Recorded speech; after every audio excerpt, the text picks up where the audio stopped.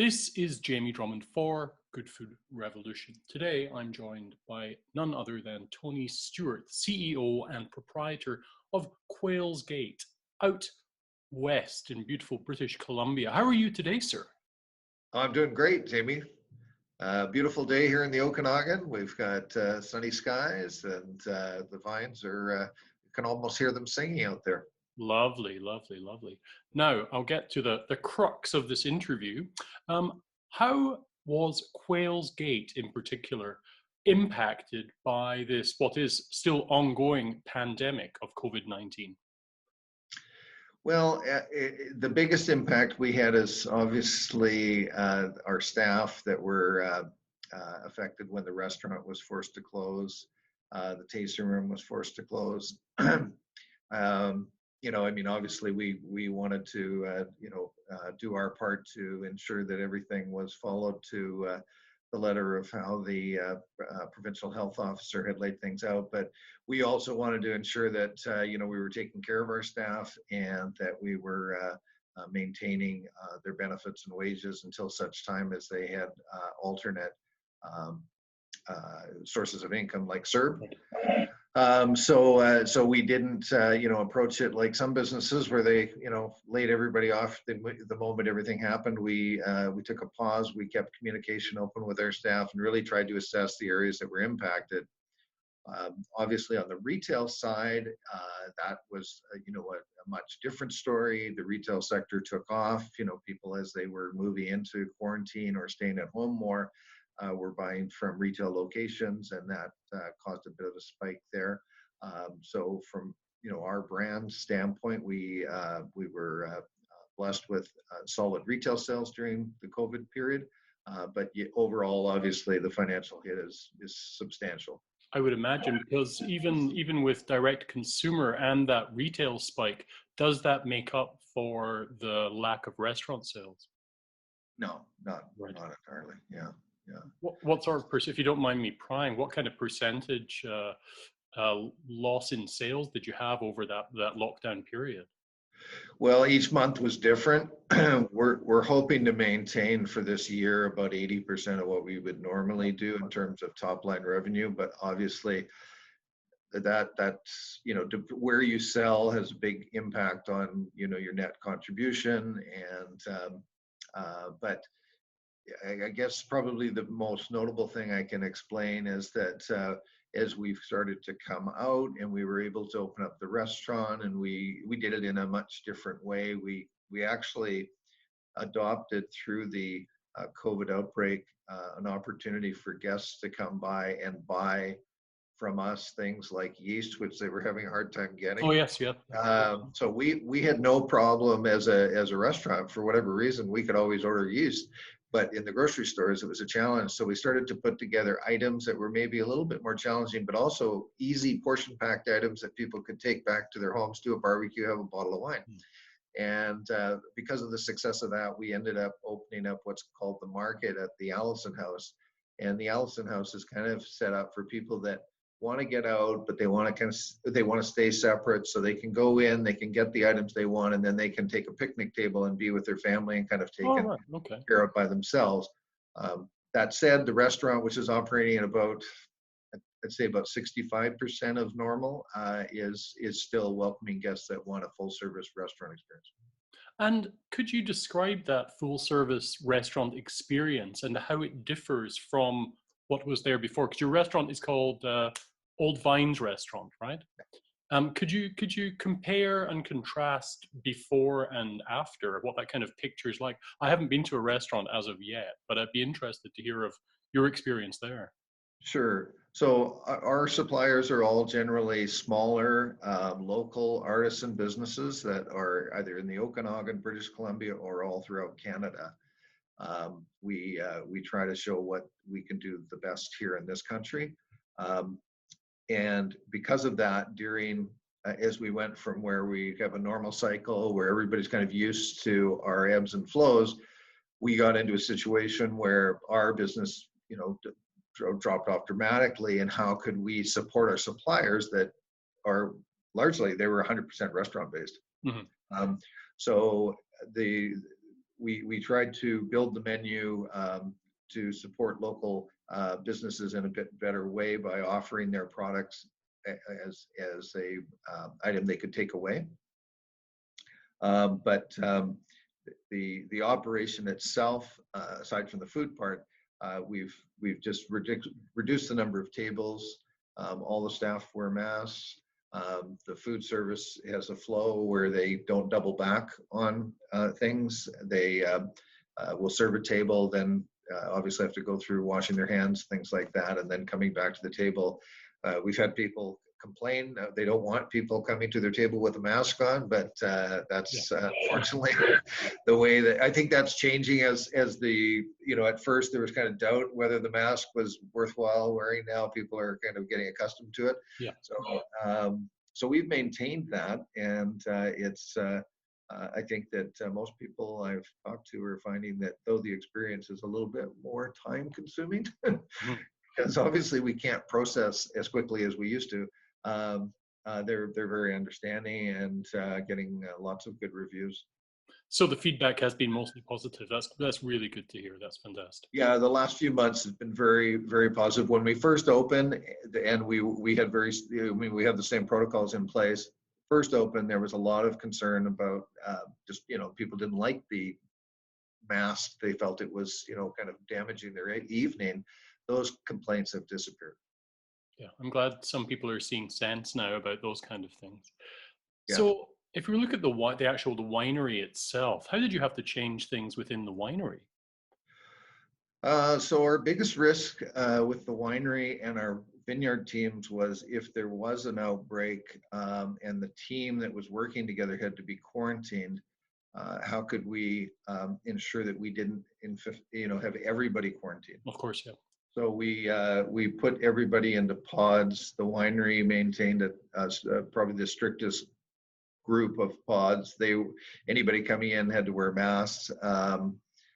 Tried to keep traffic to a minimum. Obviously, no public access in the winery during the period of time. Up to even now, we don't allow public in there. There's no tours of the facility.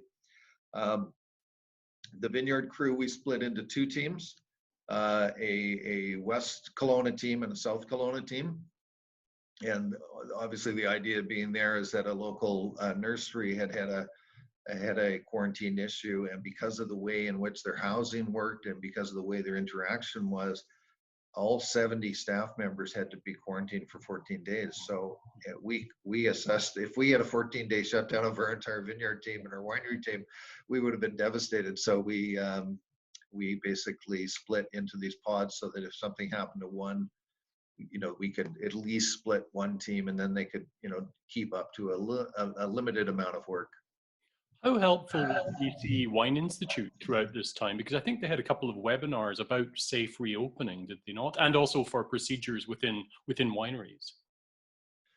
Yeah, I mean, probably the organization that was most helpful was the Canadian Wine Growers, which is the national association in Ottawa, because they focused in on listening to what we needed to support workers and get people going again. And that was where the communication really was during that period of time. I know the Wine Institute did go and, get information out to growers, but I think from our standpoint, really our concern was we had 74 people that were affected by the shutdown. And had the CERB program not come forward, it would have been devastating. As I say, we maintained everybody's wages until they got onto CERB. So that was a pretty big cost for the family, but we did that. And then now, unfortunately, post sort of the major shutdown and into reopening, what we're seeing is that there's people that are on CERB that are not wanting to come back. So it's kind of a double-edged sword. It was super effective beginning to support people, but now we really do need to say there are jobs. I mean, we have about 20 openings right now, Jamie, that we can't fill. Oh, wow. Well, if anybody needs work in in the Okanagan, you should go and see this guy here. Yeah. So how do you feel about the way that the provincial government and the federal government have managed this pandemic? Well, it's been I mean, great to be Canadian. Let's just say that. Yeah, Right? I'm with I you on mean, that. we've had a very solid government. There was an article I read this morning on the difference between Canada and the U.S. and what, I mean, aside from the obvious issues in the U.S. with leadership, there's a uh, there's a different approach that has been taken where the governments have been collaborative. It's not feeling partisan. And because of that, you're not getting into these massive debates about whether or not you should be, doing this or that. Yeah. So I think both provincially and federally, we've been well supported. I think across Canada, provincially, everybody's been well supported. We now obviously have to start moving beyond thinking about the next 90 days and thinking about the next 2, 3, 4, and 5 years as we move to this is not going to end in 90 days. Yeah. This is going to be part of our lives for the next 18 months, even if there is a vaccine. And then after that period of time, the economic issues will start to roost. I was thinking about the economic issues. I was reading about a few of the smaller wineries in the Okanagan selling up because of the financial pressures of this pandemic has forced upon them. Is that a common tale right now? Well, I looked at the data the other day, and BC wine sales have been very strong. BC VQA wine sales have outpaced most other countries. One of the things that people did when they started to spend more time at home, they were buying more local. Yeah. And I know that that's been big for our family and just trying to, support local businesses. But the wine industry numbers obviously show that.